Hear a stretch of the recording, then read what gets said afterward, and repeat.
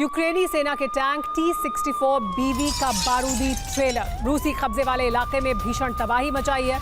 Russian army के सैन्य ठिकाने तहस नहस कर दिए हैं।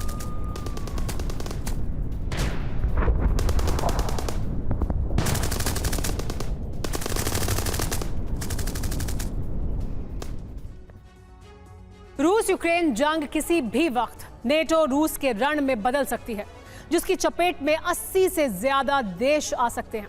दरअसल रूस का दावा है कि अमेरिका और नेटो यूक्रेन में आर्मी बेस बनाने की तैयारी में है।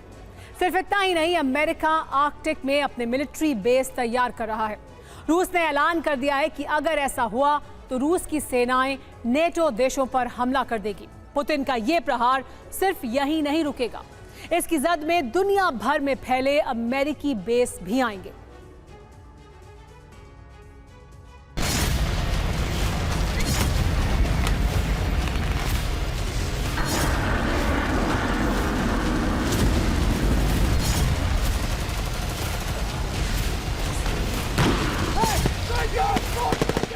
क्या यूक्रेन युद्ध महाविनाश लाने वाला है?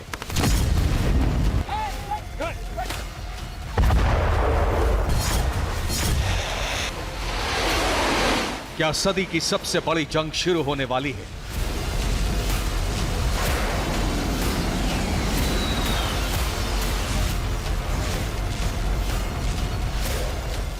क्या अब रूस और अमेरिका सीधे टकराएंगे?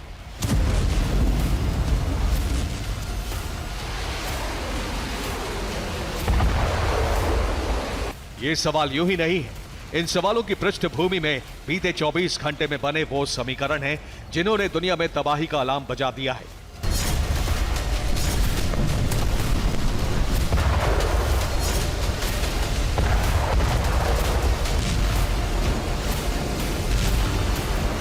ऐसी तबाही जो यूक्रेन की जमीन से शुरू होकर जर्मनी, जापान, स्पेन और आर्कटिक तक जा सकती है।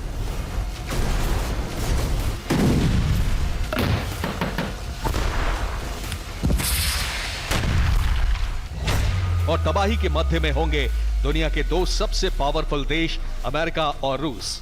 दरअसल रूस यूक्रेन के नए शहरों पर कब्जे के लिए तेजी से आगे बढ़ रहा है और यूक्रेन रूस के साथ जंग में हार रहा है।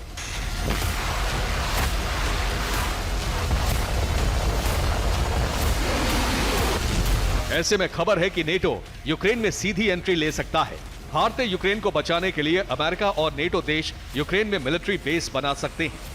इधर मीडिया में मिलिट्री बेस की खबरें आई, उधर क्रेमलिन में बैठे राष्ट्रपति पुतिन आग बबूला हो गए, जिसके बाद जवाब देने के लिए दिमित्री मेदवेदेव सामने आए और नाटो को गंभीर अंजाम भुगतने की धमकी भी दी।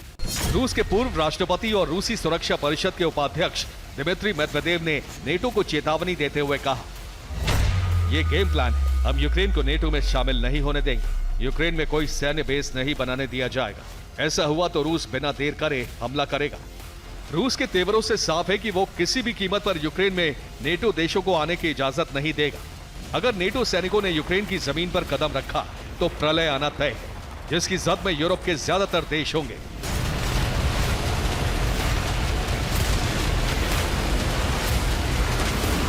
विनाश के संकेतों की पटकथा सिर्फ यही खत्म नहीं होती। दरअसल रूस के अंदर ही अमेरिका के मिलिट्री बेस पर हमले की मांग होने लगी है। पुतिन के समर्थक ये मांग कर रहे हैं कि रूस दुनिया भर में मौजूद अमेरिका के सैन्य अड्डों पर हमला करे।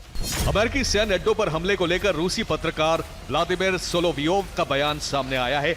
सोलोवियोव ने कहा, यूरोप से सभी अमेरिकी सैनिकों को हटा देना चाहिए। रूसी सैन्य अड्डे दूर मौजूद देशों में होने चाहिए।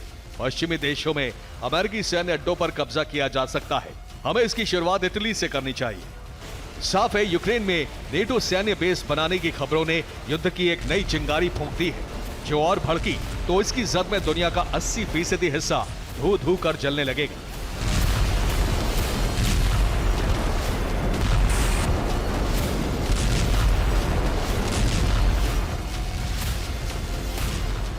हम ऐसा क्यों कह रहे हैं, इसे समझने के लिए आपको दुनिया में मौजूद अमेरिका के सैन्य अड्डों के बारे में जानना जरूरी है। कुल 80 देशों में अमेरिका के 750 मिलिट्री बेस है। अमेरिका के 1,73,000 जवान 159 देशों में मौजूद हैं। अमेरिका के सबसे ज्यादा मिलिट्री बेस जापान में है, जिनकी संख्या 120 है। जर्मनी में 119 मिलिट्री बेस, साउथ कोरिया में 73 मिलिट्री बेस है। मिडिल ईस्ट में भी बड़े पैमाने पर अमेरिका की मौजूदगी है। तुर्की में अमेरिका के 13 मिलिट्री बेस हैं, जबकि सऊदी अरब और कुवैत में 10-10 मिलिट्री बेस मौजूद हैं। अगर क्रेमलिन से अमेरिकी सैन्य अड्डों को तबाह करने का आदेश जारी हुआ तो इन सभी देशों में आग लगनी तय है।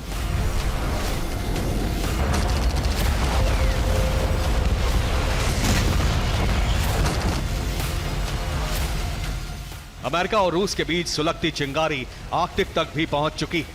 अमेरिका से जारी एक नक्शे ने दुनिया के सबसे कठोर, सर्द और बर्फीले इलाके में जंग के आसार पैदा कर दिए हैं।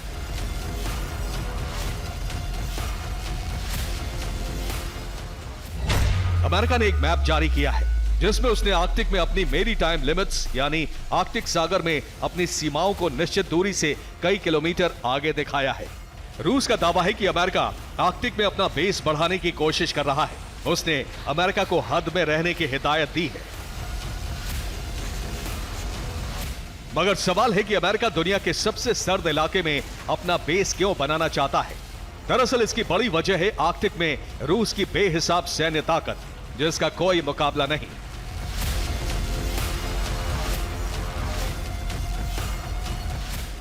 यह है आर्कटिक में रूस का मिलिट्री बेस। इस तरह के कई विशाल मिलिट्री बेस रूस आर्कटिक में तैयार कर चुका है। ग्लोब पर दिख रहे हरे रंग के गोले आर्कटिक में नेटो के मिलिट्री बेस हैं और लाल गोले रूस के मिलिट्री बेस हैं।